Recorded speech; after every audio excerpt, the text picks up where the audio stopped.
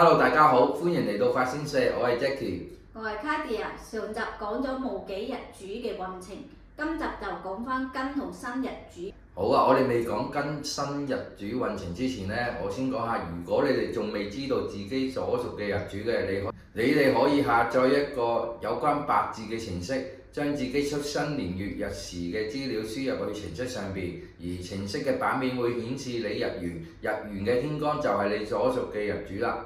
又或者可以喺網上搜尋有關八字嘅網頁，去揾翻你自己嘅日主。好嘅，我哋睇下塊版面，然後交俾 Katia 講下庚金日主嘅運程。好嘅，先講庚金日主嘅特性：正直果斷，有原則，唔中意虛偽，對是非有明確嘅界線，做事講求效率同埋結果，重視邏輯，行動力強，中意直接面對，唔想逃避。庚金日主嘅朋友喺丙午年裏面對今年流年火勢猛烈，係火旺用金之年，壓力同機會並存，需要用土化火同埋用金幫身。喺今年需要注意脾氣容易急躁，容易有是非官非嘅問題。健康方面要關注心血、肺、氣管、燥熱症等。今年有壓力、有競爭、多挑戰，會受到壓力底下推動成長，經歷辛苦後成果豐厚。喺2月份嘅庚寅月，天干火克金，地支壬午半合火局，工作或者外界事務繁忙，容易被環境所牽動。呢個月壓力大，工作受到挑戰，亦要提防破財，要保持冷靜。喺工作上唔好急於表現，先睇清楚局勢，判斷後再果斷出手。喺3月份嘅辛卯月，金木相沖，地支卯午相破，要注意工作上人際關係容易有摩擦。喺呢個月會有貴人協助同埋分擔壓力，亦有可能兄弟朋友幫助。喺呢個月運氣亦都會提升返，理應以柔制剛，學識傾聽同埋協調。喺4月份嘅壬辰月，天干水火相沖，辰土生金，能量回穩，思路清晰，貴人運漸起，工作逐漸順利，有才華發揮嘅機會，算係一個好嘅月份。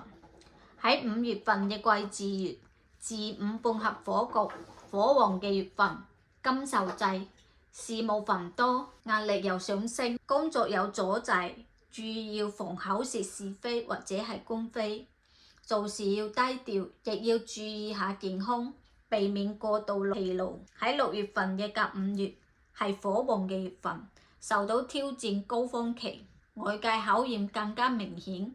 面對極端嘅壓力下，防止財運損耗，切忌要防大額嘅投資。健康方面要注意下心血問題同埋燥熱病。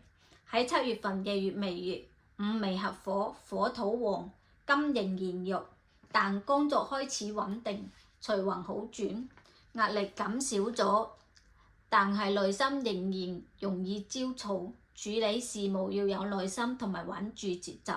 喺8月份嘅丙申月，金氣回升，火金並健，下半年開始轉好運，能量集中，機會開始出現，工作上得心應手，得到貴人嘅提拔，適合主動出擊，展示實力。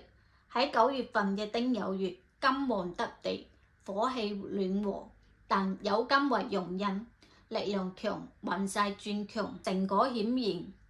競爭中容易獲勝，財運亦都會提升，應捉緊機會落實計劃，唔好猶豫。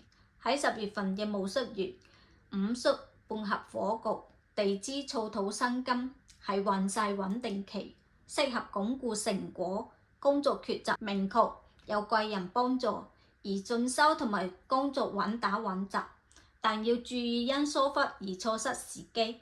喺11月嘅己亥月，水開始旺，火氣漸退，己土晦火，亥水滋潤，壓力得以釋放，運勢逐漸順暢，思考力增強，適合學習同埋計劃，多與智者交流，啟發新方向，利合作。喺12月份嘅庚子月，地支子午沖，運勢會有波動，注意工作上有變動嘅機會，防止有突發事件發生。亦都要注意下情緒控制。喺2027年1月份嘅辛丑月，地支丑土會合午火，古金並旺，運勢平穩，財運尚可。而整理好總結今年得失，總結下庚金日主嘅朋友喺丙午年嘅上半年壓力重重，需要耐心忍下。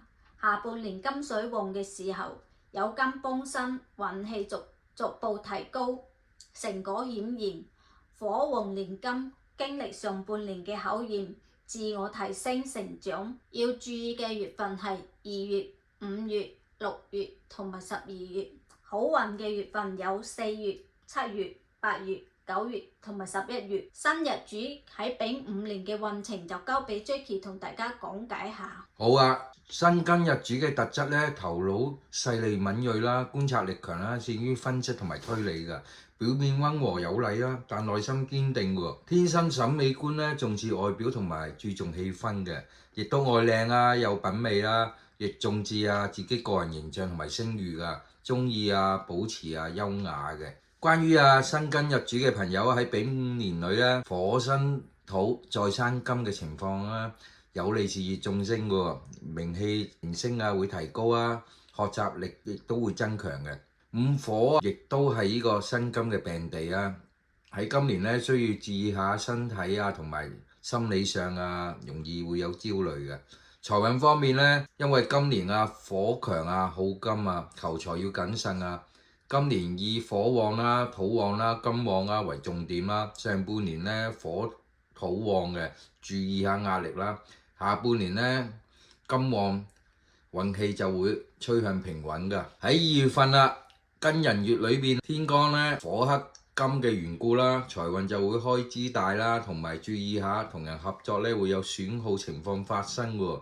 但係呢個月咧，亦都會有貴人幫助啦，適宜穩中求勝唔好急於求成果咯。喺3月份嘅辛卯月裏邊天干同類啦，但係金木衝喎，人際關係或者容易喺合作上咧有摩擦㗎。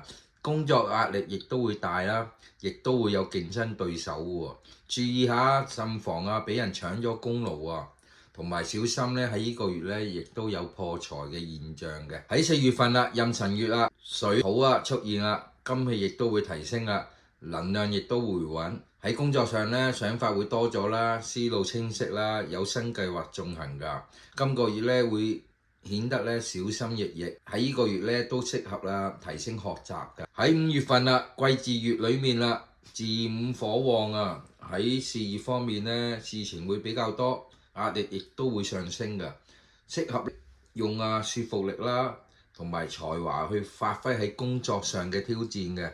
喺呢個月咧同上司嘅緣分都唔錯嘅，但係要注意下啦，健康多啲休息喺6月份甲午月裏邊地支午火當令火克金嘅緣故啦，工作上咧會受到挑戰喎，外界又要求多嘅，工作壓力咧亦都會增大咗嘅。沉着去應對，集中精神，謹慎處理好工作嘅問題，防止喺決策上出現有失誤嘅。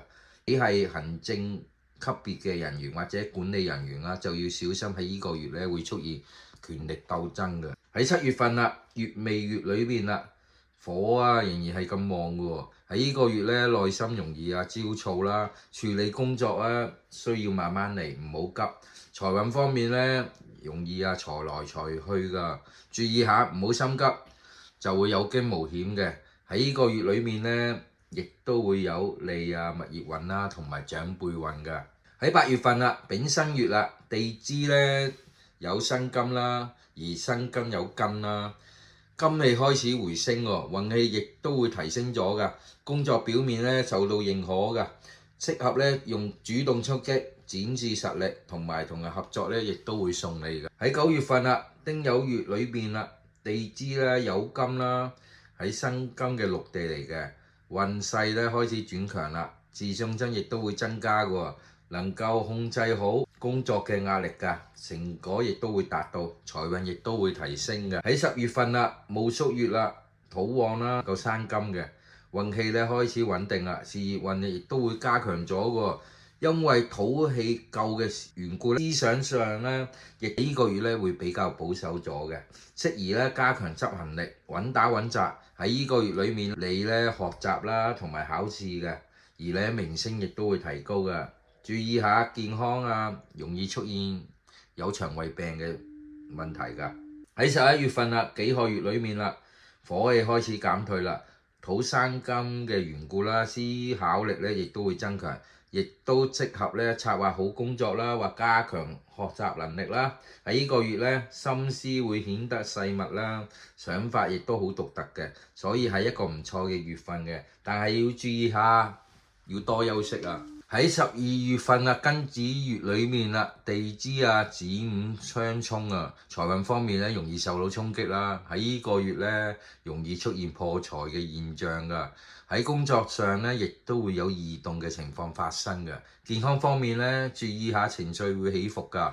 喺2027年啦，1月份嘅辛丑月啦，地支咧丑午亥啦，同時啦亦都土生金啦。天干咧丙申合㗎，年底咧財運開始平穩啦，運勢亦都趨向上升啦。之前嘅努力咧會得到成果㗎，喺呢個月咧更適合咧規劃好下一年，為未來籌備嘅。總結下啦，辛庚日子嘅朋友喺丙午年火旺嘅年份裏邊咧，就係煉金術咁樣啦，要經歷過壓力同埋考驗咧，成就會更加出色㗎。上半年咧火旺克金啦，壓力大，穩打穩紮啊，要避重就輕，急謹慎行事。喺下半年咧金氣翻嚟嘅時候，運氣咧同埋財運就會增強㗎啦。喺整年入邊咧要保持清醒啦，同埋有自信啦。喺呢一年咧就會成為你嘅提升自己嘅轉捩點啊！注意下啦，2月份、3月份、6月份同埋12月份呢4個月。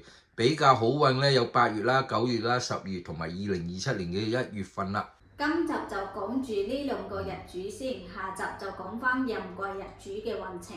OK，如果你哋有咩問題，可以喺留言板或者私聊俾我哋會盡快回覆你哋嘅問題㗎。